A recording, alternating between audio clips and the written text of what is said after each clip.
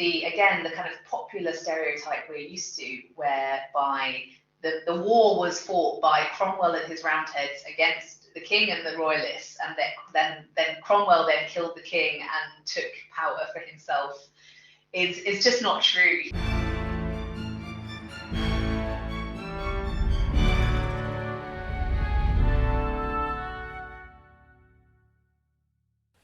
Hello and welcome to this week's podcast. My name is Oliver Webb-Carter and I'm the editor and your host. Now, if there is one man who can unite British monarchists and Irish nationalists, it is Oliver Cromwell.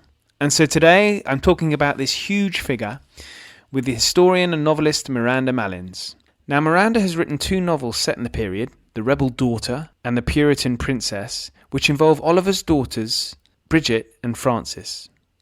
We talk about how important women were in Cromwell's life, and then we go on to talk about the man himself, his rise during the Civil War, his involvement in the trial and execution of Charles I, and his behaviour in Scotland and most infamously Ireland.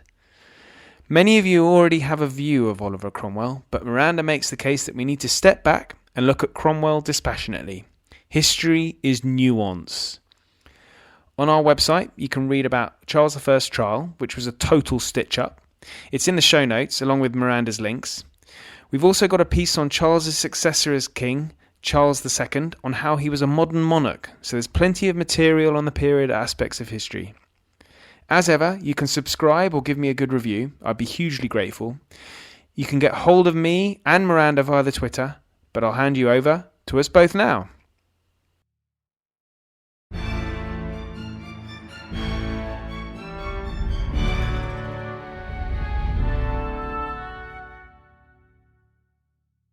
Miranda Malins, welcome to the Aspects of History podcast. Thank you, Ollie. Thank you for having me. Well, I'm very pleased to be speaking to you. This is the first one I've done since I've come back from holiday, and I was reading your novel while I was on holiday. It's actually your second novel, but you told me to read it first, so I did as instructed. The Rebel Daughter. And then your other novel, which was written before, but I guess you're recommending we read second, and that's The Puritan Princess. And so, I'm not going to want you to give away any spoilers or anything like that, but it's a fantastic story because it involves for our listeners, it involves the daughter. Well, each novel is focused around the daughter of Oliver Cromwell. The Rebel Daughter involves Bridget Cromwell, and then the Puritan Princess is his youngest daughter, Frances. That's right. Yes. So, and now the reason why I loved it, and I was just about to say, but then, there's no point doing it when we're not recording. I wanted to say how much I enjoyed it because it sort of all mixed around these such important parts of our history. And it's a period of history that I think is becoming more and more well known. I'd say in the last 5 years, we're getting more and more books like yours. There've been lots of history books around. For example, Paul Lay's written a very good book on the period as well. And then we're just having a Robert Harris novel. Yes. It's not to jump in, sorry, but Go for it. It feels to those of us who've been writing in this period for years like a very exciting time, like finally it might be our time has come with Jessie Child's new book, The Siege of Royalty House, Philippa Gregory, another huge historical novelist, mostly associated with the Tudors and the medieval period, has now moved into the 17th century. So, it's our time. It's our time now. It is. And it is such a rich area to, I guess, mine for a writer. And I suppose, I know, I don't think I'm giving anything away here to say you're probably slightly sympathetic to the sort of parliamentarian side and the Cromwell side, which is, I assume you are, at least. I am, yes. because and you've got two women in this story. In fact, I think all his daughters that were married to important men, so they themselves grew up in a strong household. They must have been quite strong characters themselves. Yes, I think so. And just to sort of nail my colours firmly on the on the mast here. I mean, I have to be a bit careful because I am a historian of this period, so obviously I try not to be too partisan. But you can't kind of work in this incredibly dramatic, tumultuous period of civil war and revolution without feeling some sort of sympathies for one side or the other, or having some favourite characters. You know, we're all humans as historians after all.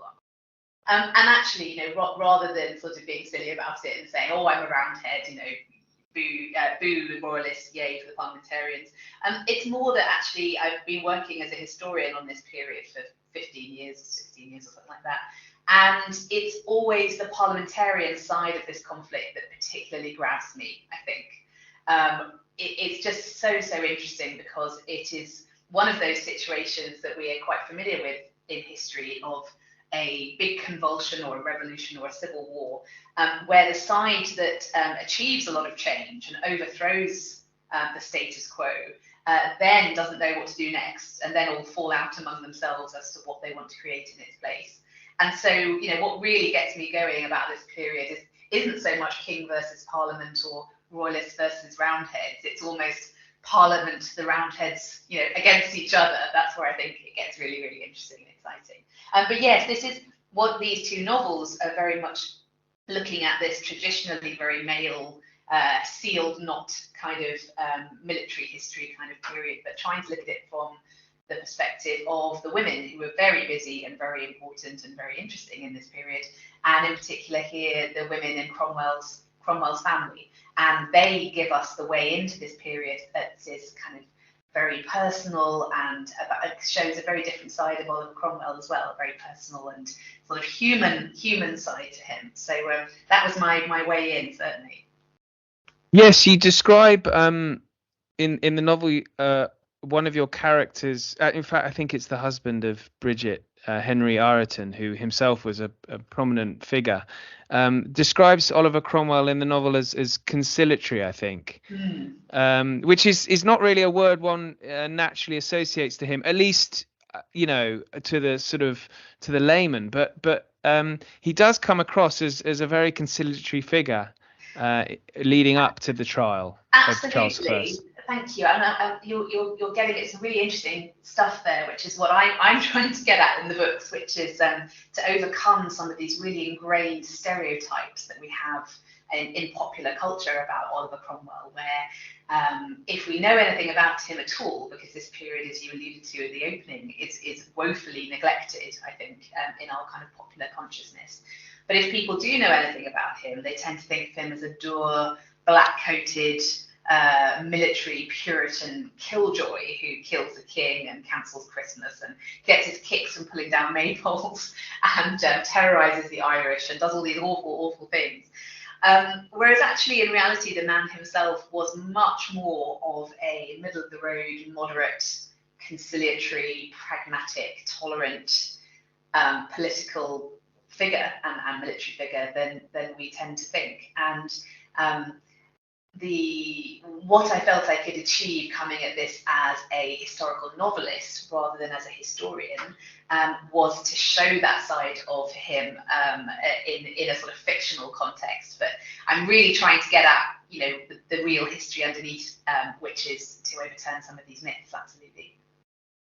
Well, it's an enjoyable story throughout. I mean, there are bits in it that I really liked that I guess you wouldn't be able to include so much if you're writing a history book, and I know you are writing a history book, but particularly food. You describe food really well in it. Thanks. That's great. No one else has said that to me, Ollie. That's really nice. Well, there are a number of meals described that just, I mean, there are lots of apple puddings that you write about that I get interested in. I have to confess, food is an important part of my life, and so I love it when it's described really well in novels. Well, it is something that the novelist can do. You're absolutely right that historian can't. I mean, I've spent a lot of time over the last few years grappling with this kind of Jekyll and Hyde nature of my writing career, where half the time I'm a historian and half the time I'm a novelist, and how to make the two relate and help each other and not get in the way of each other. But something which is nice for the novelist is that you can do a lot. You have the excuse of doing a lot of that world building. But actually, really, if you think about it, really well written, kind of pulsing, exciting, gripping history should do that too. It's just that it often gets overlooked by some of more dry, dusty historians who don't really want to go into that. But what got me into history in the first place as a child and when I was young was thinking about the real lives that people lived and trying to imagine them and trying to put myself in their shoes. And that's where the novel really comes into its own, I think. I started writing fiction about, instead of history, about the women in Cromwell's family, mostly because I started trying to write a non-fiction book about them. And then I just found it really frustrating because I kept having to say things like, I imagine Mrs. Cromwell missed her husband a great deal when he was on campaign, or, we don't know for sure, but probably this or probably that. Because as so often with history, the women are so in the margins of the source materials and in the archives.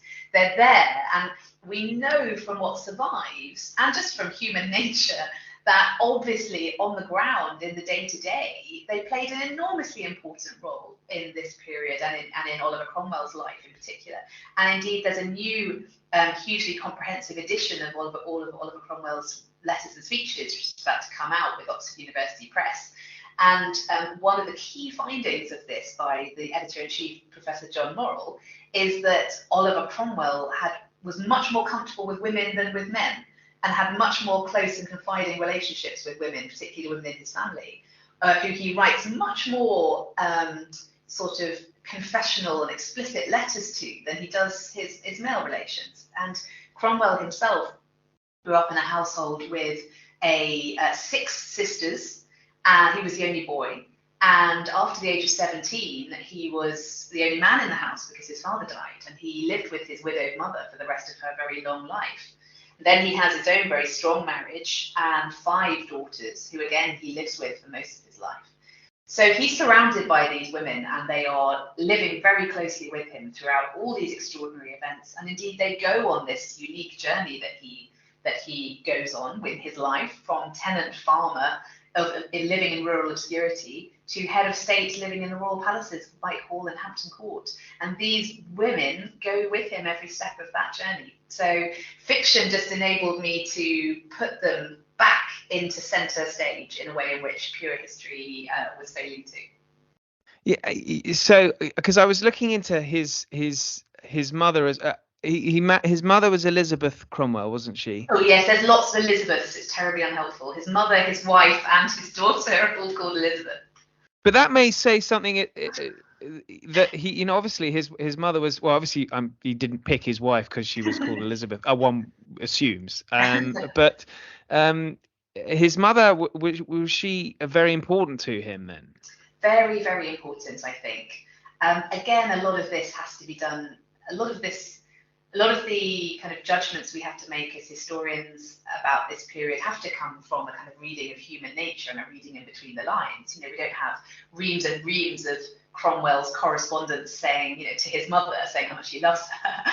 But she lives with him for the whole of his life, basically, apart from when he's away on campaign. And she even moves with him in her late 80s, 90s. She moves with him into the royal palaces when he's Lord Protector. And he visits her all the time. He goes and talks to her about important things. He's very, very upset when she dies in 1654, when he's head of state. And she's given a state funeral and buried in Westminster Abbey. And also, I guess you have to think, again, putting yourself back into the family household.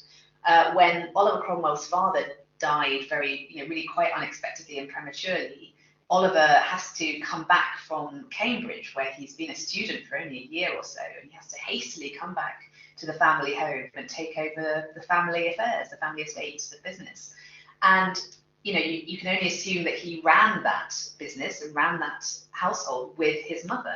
I mean, one of his first jobs as a 17-year-old new head of household over the next few years was to help to arrange marriages for all of his 6 sisters, which I'm sure he must have done hand in glove with his mother. So, yes, I think absolutely, definitely they had a close relationship. And then his daughters as well, because we're going to talk a little bit more about Cromwell and his rise and all of that. But it is interesting talking about his relationships with the women in his life. He had a favourite daughter, didn't he?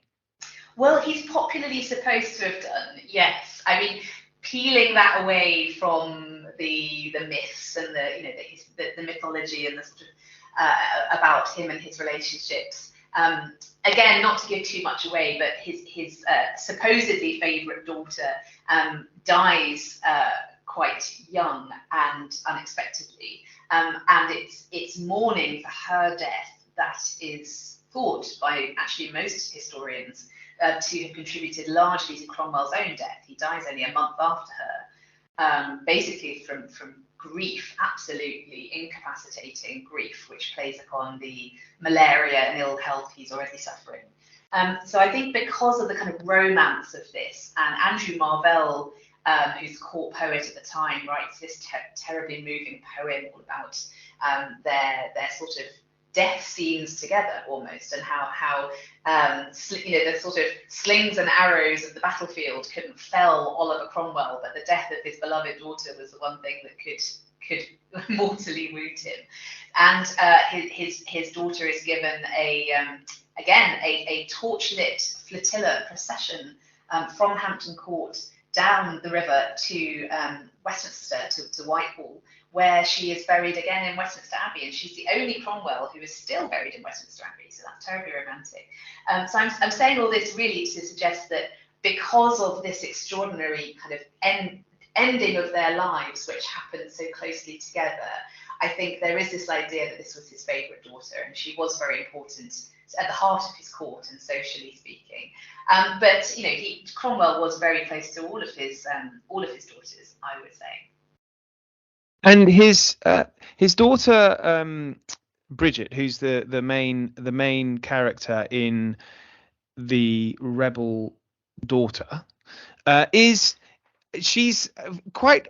very strong-willed. I mean, she's in your novel, she's not afraid to give her opinion or her view in a number of meetings with other prominent members of I guess I call it the parliamentarian side, but as you said, they're all fighting amongst each other, aren't they? Yes. But yeah, she comes across as this hugely strong character. Do you think that that's what she was, and quite sort of and that's fairly common amongst the Cromwell, the female Cromwell line? Yes and no, I guess. I did very much base Bridget Cromwell, my rebel daughter heroine, as far as possible on what we know of her from the real record. She was popularly known to be the most puritanical and feisty and sort of strong-willed of the daughters, and also was very closely aligned to the cause of the army, the New Model Army, because she marries into the leadership of it. She marries Henry Ireton, who's a key leading figure in the army, and continues to live with him, and then a later husband, and with the army kind of for the rest of her life.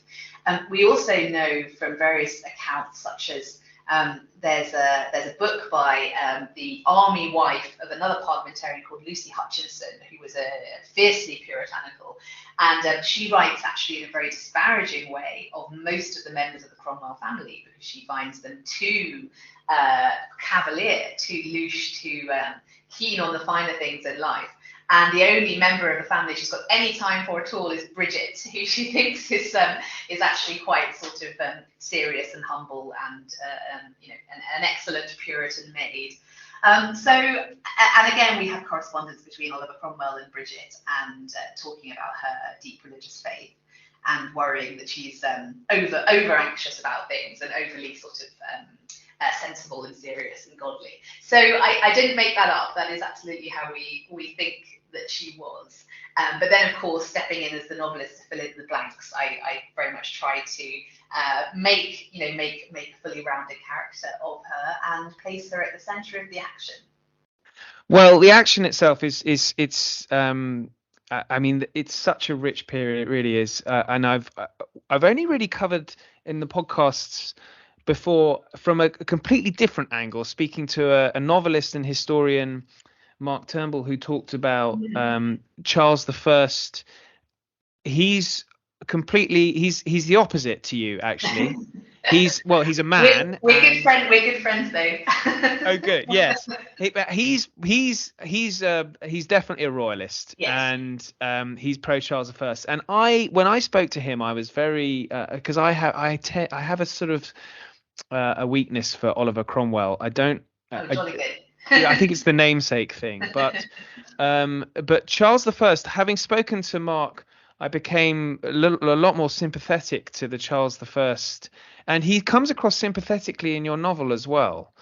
Good. I'm glad to hear that because sorry to interrupt you, but no, not at all. I really don't like sort of partisan books which don't have time, which don't allow the nuance of all these. These are all fascinating and incredible people, and they deserve to be, done proper justice to them in novels. So good, thank you. Sorry, carry on. No probs. So Oliver Cromwell, his rise is his ascent to, I guess, from a minor member of the gentry to, well, first a senior cavalry commander, and then head of the army, and then Lord Protector. I mean, it's a staggering rise, and all within a very short period of time. What do you think it was about him that sort of drove that? I mean, he's this hugely strong-willed character, isn't he? Is that what is just a sheer force of nature? Well, I think in part, and it's such a good question because that gets to the heart of why there are so many of us in the academic world, at least, who specialise in and work on Oliver Cromwell. I mean, he is popularly supposed to have been had more biographies written of him than any other famous Briton, and I think the reason he inspires such study and such analysis is because he is so complicated and such a towering figure who totally comes to dominate the age he lives in. I mean, there are few historical figures you can pull out who truly kind of come to epitomize their time and live beyond change the world around them. The kind of figures who then earn the sobriquet of great, Alexander the Great or Napoleon or whoever, good or bad. And I'm not making a moral judgment. It's just the sheer importance of that person. And as you say, part of the extraordinary kind of compelling nature of Oliver Cromwell is this fact that he comes from absolutely nowhere, and he spends the first 40 years of his life in total rural obscurity in East Anglia. And then when he does show this startling military ability during the Civil Wars, and this is a man who's never had any formal military training, he's never fought in a battle, he's never even been abroad. I mean, he really is an East Anglian yeoman, but with quite a good family name, basically, but who's kind of hard on his luck. But when he shows such startling ability on the battlefield, and then real kind of political nous and tenacity, which gets him into the leading ranks of the army figures, and then puts him in the centre of the political negotiations with the king after the end of the Civil War. And then, as you say, ultimately leads to him eventually becoming head of the army, although I would point out that that's after the king's execution. So it's not a question that Cromwell leads the rebellious army that kills the king. That's just another myth. And then eventually is asked to become Lord Protector and head of state, and eventually even offered the crown. The extraordinariness of that trajectory has led to a lot of his contemporaries and people ever since to sort of see him almost in mythological terms and wonder, where did this man come from? Was he prophesied? Was he actually of ancient royal lineage, as lots of people tried to claim when he was Lord Protector? So he's inspired this mythology around him because of this unique rise. I mean, there is no other equivalent in British history of a commoner like him ascending to become head of state with no claim of lineage, with no Wars of the Roses, no claiming a descendant from a previous monarch, nothing. So that just makes him uniquely compelling. And as to how this all happens, I mean, I think you've got to say that it is a combination of the extraordinary circumstances where there was this vacuum, and any man could, or woman could come forward and really show themselves, and kind of it's the kind of war that opens everything up, opens up a new era of journalism, the first era of proper journalism, opens up all these opportunities. You have women running their husbands' businesses, you have younger sons making names for themselves in the war who would never have inherited their estates in a previous era, and so would have been nobodies, but then they become extraordinary national figures through this war. So the war is a great engine of revealing talent. Talent just kind of comes up through the ranks in all forms, whether it's the Levellers preaching in London or Cromwell coming through the ranks of the army. But then, you've got to say there's something a bit more special to him than that, for him to have ended up where he did.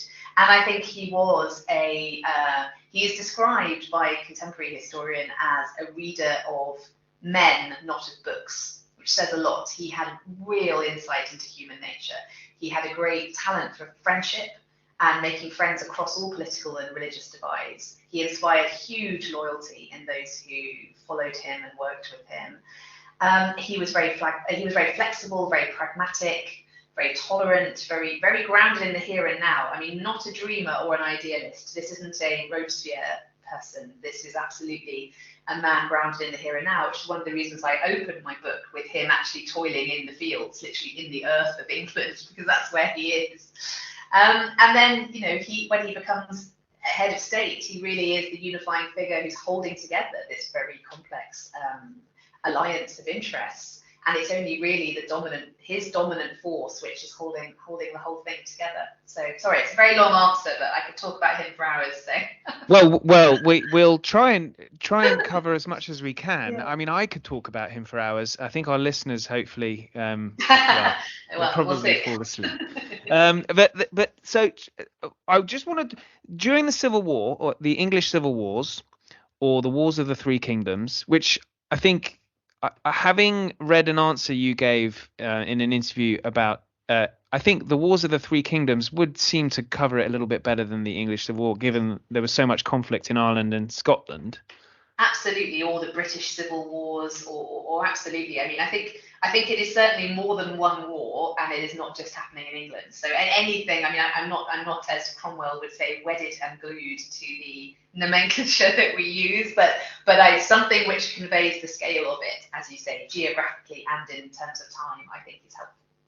Now, his rise, you've mentioned this, he's just a brilliant commander, and with no formal military training, which is extraordinary. Which were the battles that really showed him to be so brilliant? Well, he starts the war with early on. I mean, he really is a nobody. He's only sort of well known in his tiny pocket of East Anglia, of Cambridgeshire, but he shows a sort of reckless, bold attitude even early on. He seizes Cambridge for Parliament even before he's actually almost been given permission to do so, and stops all the plate, the silver and the gold being sent out of the city from the colleges to fill the king's coffers. And then, he has various other sort of battles in that area in Lincolnshire, and the battle at Gainsborough. And so sort of as the war goes on and on and on, he's just given a broader and broader and broader canvas. And so by the time that we get to Marston Moor, by the time we get to the later bit of the First Civil War, where Parliament decides that actually, or rather there's an argument within the parliamentary leadership as to whether they really do want to defeat the king properly or not.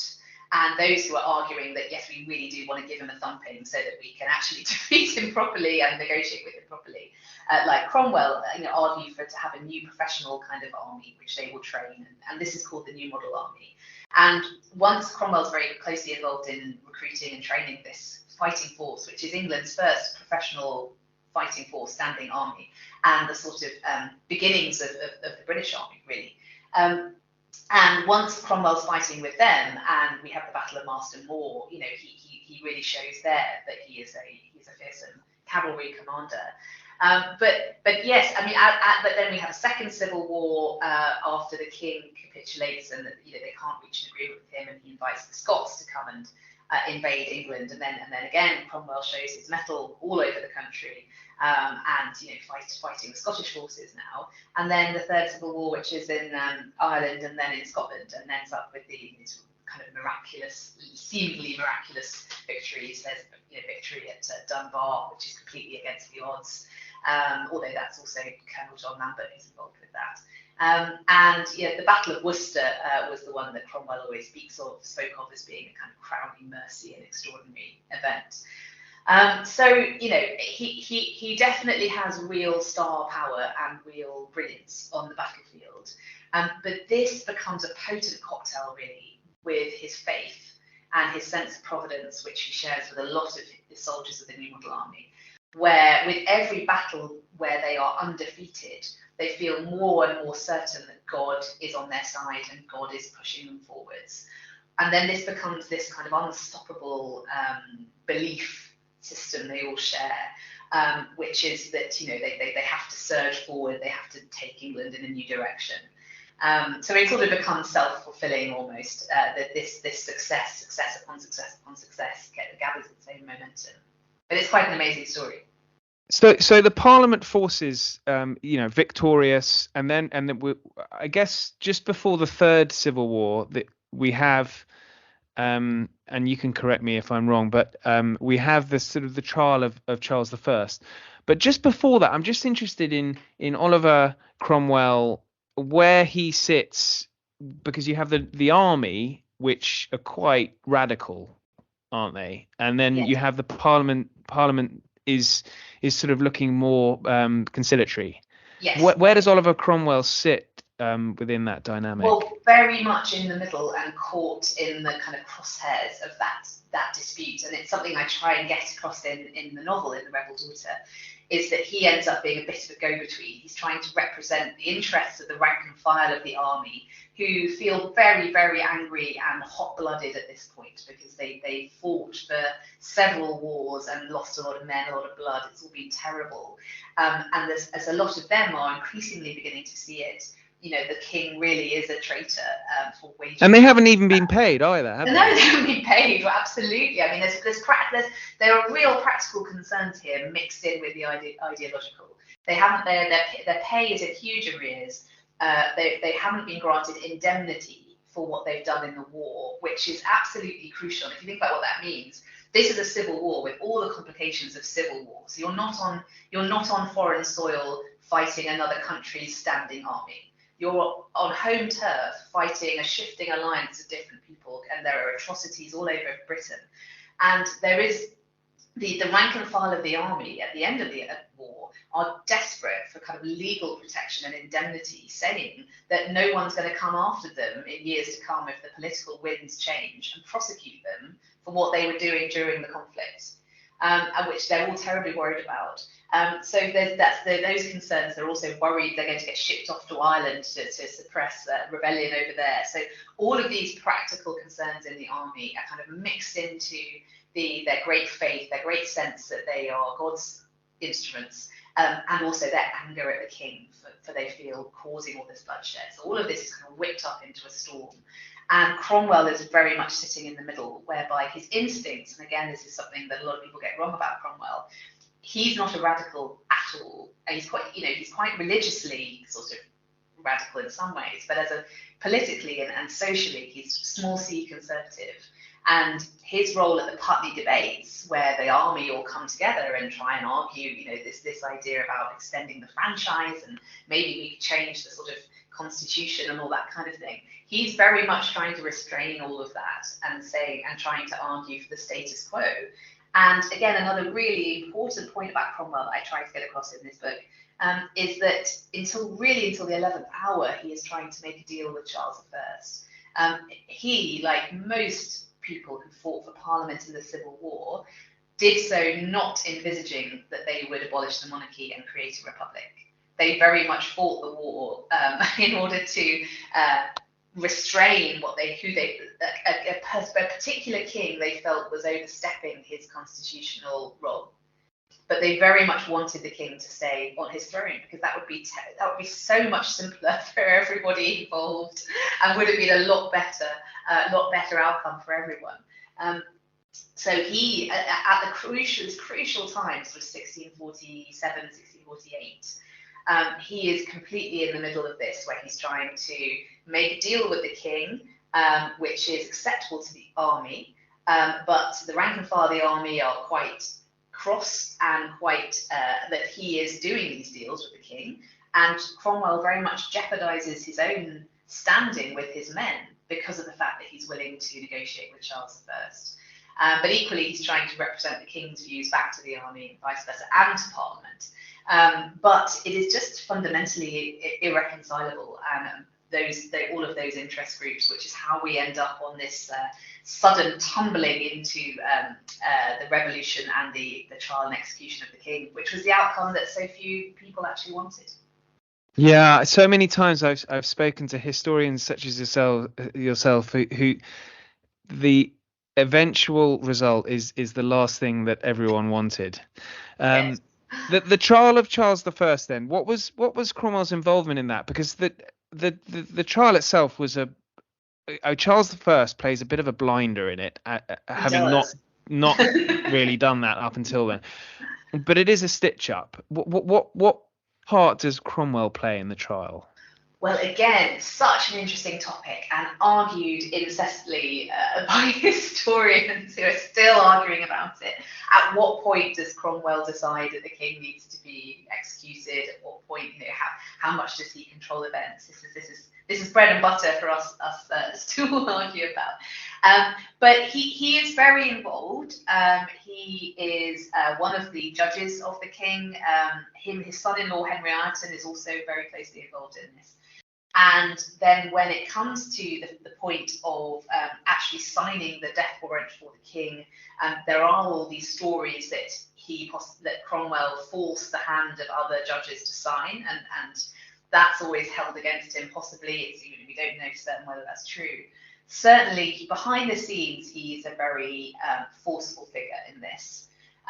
But again, where I always come back to with this is that he is terribly important, but he is not acting alone. And so the kind of popular stereotype we're used to, whereby the war was fought by Cromwell and his Roundheads against the king and the royalists, and then Cromwell then killed the king and took power for himself, is just not true. He just wasn't as powerful as that at all. And even after the regicide, I think he is undoubtedly very influential in the eventual outcome, which is the king's execution. But then immediately after that, actually, the monarchy is abolished, the House of Lords is abolished, and a new Commonwealth is created. But within a few months, Cromwell is actually sent with the army to Ireland and then to Scotland to suppress the rebellions happening there, which are seemingly a great threat to this new fledgling state. And so Cromwell is actually away from the centre of power in Whitehall for 2 years or so.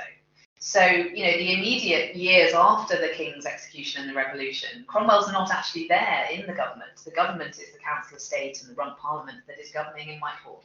And he's just, he's away fighting his brutal campaign. So he's terribly important, but he's not the be all and end all. He's not a dictator. He's not running the show alone, I guess. Right. Well, so you've brought it up. Cromwell campaigning in Scotland and Ireland. Now, Ireland is his most controversial, probably the most controversial part of Oliver Cromwell that still excites passions today. Now, are we being unfair in damning him for his actions in Ireland? Because it was pretty brutal, wasn't it? It was horrendous. And actually, I went to Ireland last weekend to Drogheda, where the scene of one of these appalling sieges and massacres. And it was terribly moving to go there in person. It was really evocative to see. And coming back to how you phrase that question, are we right to damn him? I guess you asked. I guess what I would say is it is absolutely understandable that the atrocities that were committed in Ireland in particular are very much held against Cromwell, and that Cromwell is very much held personally responsible for those. And that they, upset people today because they were brutal. Many hundreds, thousands died, particularly in these two nasty sieges at Drogheda and Wexford, which I sort of always think of in a probably unfortunate parallel as being rather like Hiroshima and Nagasaki, in that they are these terribly brutal and swift put downs of towns which are being besieged. Cromwell offers them terms of surrender, the towns withstand them, say they won't surrender. And then under the kind of rules of international warfare at the time, Cromwell and his men are not, as it were, acting illegally by the standards of the 17th century, by then storming the town, putting all to the sword, all these awful things that they do. But in terms of the Japanese parallel, what then happens is that all the other towns in Ireland immediately surrender because they've seen this terribly brutal treatment of Wexford and Drogheda. So from the army's point of view, you can see how these things arise. We're also now in the third civil war. So the kind of ante has been upped, the stakes are higher and higher and higher, the bloodshed's worse and worse and worse with each of these conflicts. There is also undeniably a sort of racist element, in the sense that the most, if not all, pretty much English people regarded the Irish as an inferior race of people, an inferior country. And what Professor John Moore always says about, he's a Cromwell expert, about Oliver Cromwell in this context, is that the disappointment is that Cromwell doesn't rise above the bigotry of his age. So Cromwell's own bigotry towards the Irish is not Cromwell's alone, it is of its time. However painful and unfortunate, and unjustified it seems to us today. The other thing to point out is that there's been a lot of work recently to suggest that this wasn't quite the sort of religiously based genocide that it's often portrayed as. It's often portrayed, not least because Cromwell says some awful things while he's out there about the Irish Catholics being Catholics and therefore basically being beyond the pale. And although he was enormously tolerant of his time for those of other religious persuasions, Catholics were just beyond the pale for him, as they were for most Protestants at this time, mostly because of the Gunpowder Plot and the Spanish Armada, and the idea that Catholics were actually a political threat. So it's not just that they're a different sect that he doesn't agree with, because Cromwell himself was very open-minded about people worshipping however they wanted to. But Catholics at this point in the only let's remember 60, 70 years after the Spanish Armada, within living memory of the Gunpowder Plot, Catholics still exert this terrible fear and hatred upon Protestants. And there is also this sense of that the army is going over there to put down this rebellion, and also to avenge the Protestants who they think have been killed in 1641 and before the Civil War. There are rumours of all these awful Catholic on Protestant atrocities in Ireland. So there is, there's a lot going on there, and it is absolutely dreadful. And all of us who work on Cromwell and on this period very much square up to this and want to understand it better. I would just end this very long answer by saying, you did ask about should we judge him, and I'm always very, very careful of that as a historian, because I don't think it's our place to judge what people did 350, 400 years ago. And this is why it's the answer I always give when people at drinks parties have a go at me and say, oh, but was Cromwell a good man or a bad man? And I always try and say, that's probably rather po-faced and irritating of me, but I always try and say, well, I don't really think of it like that. I think, is he important? What did he do? And why does he matter? That's actually what we as historians are doing, isn't it, in studying the past? It's not trying to whitewash or rehabilitate people's reputations. Absolutely, but one thing that has rehabilitated his reputation somewhat, and I completely take on board what you were just saying, but you've mentioned other religions that he was quite tolerant of, and I think he'd been quite tolerant towards the Jewish Jewish immigrants, I think, and he Yes. had allowed a large number into the country, which they hadn't previously been allowed to come in. Absolutely, he did. He was responsible for formally readmitting the Jewish population who had been expelled from Britain centuries before. And actually, he is still credited with that amongst many Jewish people today. It's quite interesting that he's got a better reputation in some of those areas and communities than he does in others. But also with Cromwell, he does believe very firmly. He's quite Elizabethan in this sense. Queen Elizabeth is a huge hero of his and his family's, and they made their name and their wealth under Queen Elizabeth. And he does actually continue Queen Elizabeth's idea about not having windows into men's souls, and that as long as men don't cause political strife, as long as they're not seditious, however people want to worship in private is sort of their own business. And Cromwell really is like that. He really isn't someone who's marching into people's houses and berating them and throwing things and telling them how they should worship. And I very much try and portray that, particularly in The Puritan Princess, which is the next novel about him as Lord Protector. He has a lot of friends. He's friends with some Catholics. He's friends with some Quakers. He's friends with people across all of these Puritan sects and denominations. And he has a lot of time for all of them. The best way to understand Cromwell in his attitude to a lot of religion and politics is to understand that he's not interested in forms. He's very much interested in the end goal. And he's not very interested in constitutional forms, religious doctrine, exactly how religious services should be structured, which book everyone's using. Is it the prayer book? Is it is it the Bible? Is it this? Is it that? He's just interested actually in people's godliness and people's dialogue with individual dialogues with God, and how closely individuals, I guess, bring God into their lives and live with him as part of their daily life. That's what interests him. He's much more about spirituality than about the crossing the T's and dotting the I's of particular doctrine. Well, we're running out of time, but one thing I wanted to cover was Cromwell's.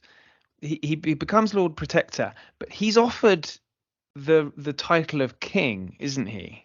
He is, yeah, in 1657.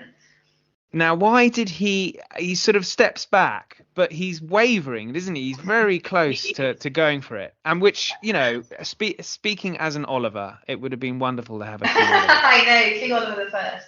It's so fascinating, and it's so fascinating to me that I did my whole PhD about the offer of the crown to Cromwell, because it's this amazing kind of counterfactual moment of what would have happened, to British history if he had become King Oliver the First of his name. But he's effectively living really like a king in the later years as being Lord Protector. He's being styled His Highness. His investiture as Lord Protector is basically a coronation, just without a crown. And he's living in the state apartments. He's receiving ambassadors. He's travelling up and down the river in livery gold barges. To our kind of particularly modern eyes, looking at him now, he's absolutely a king. But there's a particular faction in Parliament and the court that want to make him king, because they think that this is going to actually be the most stable form of government with the best chance of lasting, because monarchy is so deeply embedded in the British, in the English culture and inheritance, and we know that to be true because we still have it today. It is so important to us as a nation. And when they did get rid of the king, get rid of the monarchy, again, as we discussed earlier, slightly accidentally and not on purpose, they try and replace it with all sorts of different Commonwealth Republican experiments, but none of them quite hold. None of them are popular enough. None of them please enough of this, hugely broad coalition of interests that has pursued the war against the king in the first place. So yes, various people think, let's just kind of square the circle by bringing back monarchy, but at least we're going to choose our monarch. We're going to choose Oliver Cromwell. So we're not going to have a Stuart back or any kind of problems like that. So it's a very attractive solution. But from Oliver's point of view, this is one of his great moments of dialogue with God and conscience, reading and searching and wondering, and kind of all very epic and earnest. because he can see that this would appear to be terribly hypocritical if he became king. And which, in fairness, everyone would have said that and would still be saying that. But again, this comes back to all these fundamental tensions within Oliver himself, which represent the tensions in the nation at large. He fundamentally is a monarchist and a conservative who does believe that actually, if all things are equal, probably the best and most lasting form of government is a constitutionally limited monarchy. And he's suddenly in the position where actually the only way of achieving that is for him to become the king. But, there's a voice inside his head saying, hang on, we've just been through all these wars, I've fought all these battles with all these comrades who would just think I was the worst possible hypocrite and self-server if I do this. And he can't bring himself to do it, basically. He can't. And he thinks that it will upset the army, which is still a terribly important kind of political player at this point, and is a key reason why the Cromwellian regime cannot eventually last, is because Cromwell cannot find a way to integrate this huge standing army into national civilian life. So we don't get King Oliver, but things might have been very different if we had done. Indeed. Now, my final question really for you is, and you've mentioned at the beginning, he dies very soon after his daughter, supposedly his favourite daughter, within a month or so. The date that he dies is the 3rd of September, which is for our listeners, is a key date for Oliver Cromwell. Lots of things happen on the 3rd of September. But he does die, and then what I wanted to ask you is what happened to Oliver Cromwell's head? and the reason I'm going to, my mother says that our family has it. No, she doesn't, does she? She does. Wow. Oh gosh, you've got to get me in a room with her. I want that scoop. Well, what happens to his head? Well, it's such a great story, and to try and flog as many of my books as possible, readers do pick up The Puritan Princess, because what happens to Cromwell's body and his corpse and his head is a key part of the plot. So yeah, do read. But yeah, basically, poor old Oliver dies in his bed, basically a king, all very peaceful. He gets buried with all sorts of with state funeral in Westminster Abbey. And then a couple of years later, when the king comes back at the Restoration, his corpse is dug up and lies in a coffin in the Red Lion pub in Holborn, which is still there. For some reason, it lies there for a night or two, and no one really understands why. So there's all sorts of myths about body snatching and all sorts of possibilities of what happened to him. But then his corpse is strung up at Tyburn. It's hung, drawn, and quartered posthumously, which is a pretty grim spectacle. And in fact, you'll find it as the opening scene of The Puritan Princess, because it's just an extraordinary scene. And then I guess what the exciting story after that is what happens to his body, his headless body, and his head. Probably the most likely explanation, sorry to Ollie's mum, is that his head makes its way through the hands of various private collectors, having been up on a spike on Westminster Hall for ages, rotting, as was as was their wont at that time. But then eventually makes its way to Sidney Sussex College in Cambridge, where it was secretly buried somewhere in the chapel, and no one knows the exact location. And his corpse, his headless corpse, was probably chucked in a pit under the gallows at Tyburn, which is now where modern Marble Arch is. So that's probably where he is. But, it's a great story. We don't know that for certain. He could be anywhere. So keep an eye out. Well, that's a nice way to end it. So, Miranda, thank you so much for your time. Rebel Daughter, Puritan Princess, really highly recommended. And what are you working on at the moment? Oh, well, I'm going back to proper history, proper non-fiction writing, and I am writing a book, a sort of family or dynastic group biography of the whole Cromwell family, and tracing them, linking them back to Thomas Cromwell of Wolf Hall and Henry VIII fame.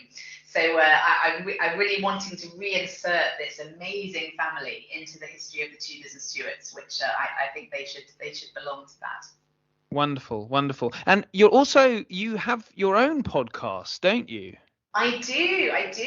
That's hot off the press because I have a new podcast which I'm co-hosting with my fellow historian Paul Lay, and it's going to be called 1666 and All That. And it is about all 17th century history, so not just Cromwell, although I'll bring Cromwell in whenever I can, obviously, but it is about all 17th century history, British, European and world history, cultural history, social history, art history, you name it. And we are hoping to launch in November. We've already recorded a few episodes, so watch this space, and I hope some of the loyal aspects of history listeners will come along and listen to us as well.